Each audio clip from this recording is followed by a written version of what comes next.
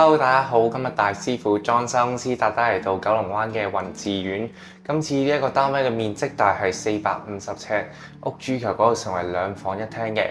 而今次呢，我係採用咗現代簡約風嘅設計風格，主要係用咗白色啦，配搭灰色嘅地磚同埋卡其色嘅家私，希望有一種簡約、舒適、實用同埋清新嘅感覺嘅。而嚟到今次嘅工程方面咧，係包括咗全屋嘅地磚、瓷磚更換，新訂做櫥櫃、浴室櫃、鏡櫃、浴屏，仲有包咗全屋嘅家私、水電、清潔費、假天花 LED 燈、全屋嘅油漆、全屋嘅門、窗台石等等嘅。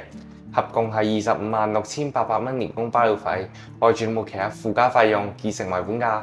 而家等我哋就打開呢個單位啊！首先嚟到廚房嘅位置，今次我哋廚房選用咗現代簡約風嘅風格。上面嘅櫥櫃採用咗 L 型嘅佈局，而顏色選用咗瓦面嘅奶茶色。到下方嘅櫥櫃採用咗 U 型嘅佈局，而喺右手邊留咗放洗衣機嘅空間嘅。而最後中間石面呢，選用咗白色嘅石英石面，整體嘅色調睇起上嚟比較低調同埋內向。廁所門選用咗淺木紋瓦面嘅實木門。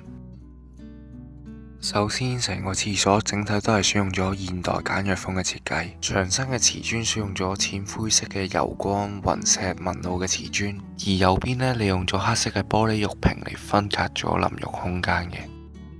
而廁所嘅左手邊呢，就係櫃身嘅空間，鏡櫃呢，採用咗弧形嘅圓角設計。然之後嚟到第一間房間嘅位置，房門選用咗淺木紋瓦面嘅實木門，而房間入邊嘅空間都可以放一張4尺床同埋衣櫃。而喺門側邊嘅呢一個位置，我哋設計咗個玻璃櫃同埋櫃桶嘅。然之後嚟到第二間房間。房間入邊左手邊嘅位置設計咗一張4尺嘅油壓床，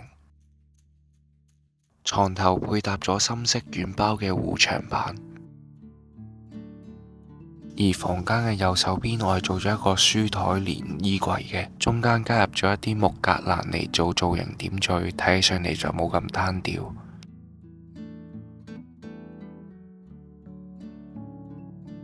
喺廚房門口嘅位置呢，我哋喺頂部做咗一個吊櫃，而右手邊都留咗放雪櫃嘅空間。而喺入門隔離嘅位置做咗一個到頂嘅收納櫃，成個櫃睇起上嚟美觀又實用嘅。